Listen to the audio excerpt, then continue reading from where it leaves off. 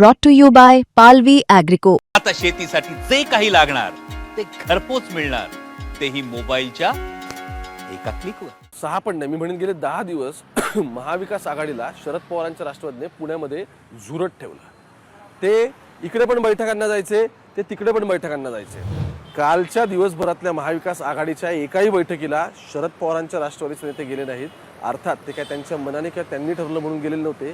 त्यांना वरून शरद पवार किंवा सुप्रिया सुळे यांच्याकडून इन्स्ट्रक्शन्स आलेल्या होत्या आणि most of the time Supriya Sule, कारण ते आता सगळ्या पुण्याचं या निवडणुकांसाठी कोऑर्डिनेशन बघतात, रोहित पवार पण बघतात, यांच्याकडून निर्देश आलेले होते. आणि ते निर्देश आल्यामुळे ही मंडळी पुढे गेली, महाविकास आघाडीच्या बैठकीलाही गेली नाहीत. मधल्या काय 2 दिवसापूर्वी परत काय झालं, अजित पवारांनी या सगळ्यामध्ये निगोसिएशन्स होणार नाही म्हणून सांगितलं.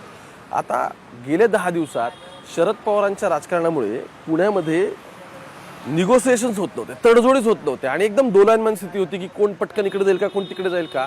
आणि या सगळ्यांनी झालं काय होतं माहिती का, काँग्रेस, उद्धव ठाकरेंची शिवसेना आणि मनसे, आता असं आहे की मनसे शिवसेना एकत्र आहेत आणि प्लस काँग्रेस आहे.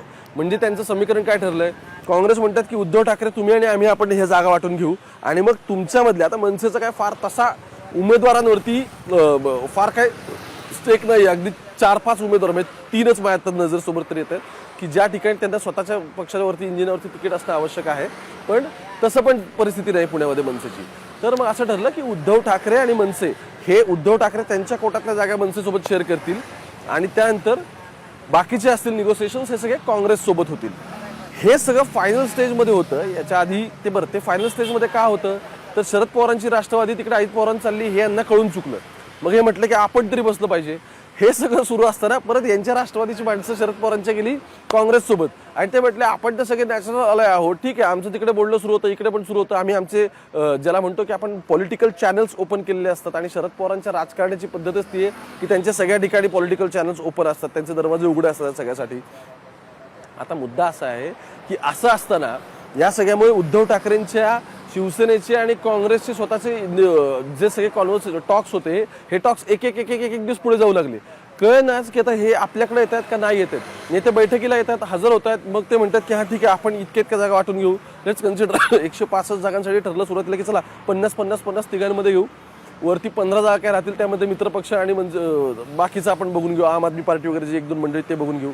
असा एक फॉर्म्युला सगळ्यामध्ये डिस्कस होत असताना परत काय झालं, तर परत गेल्या 2 दिवस म्हणजे शनिवारी आणि रविवारी शनिवारी संध्याकाळची बैठक आणि रविवारी सकाळची बैठक या, आणि त्यानंतर रविवारी काल रात्री पण बैठक झाली जी आज पहाटेपर्यंत चालली महाविकास आघाडीची.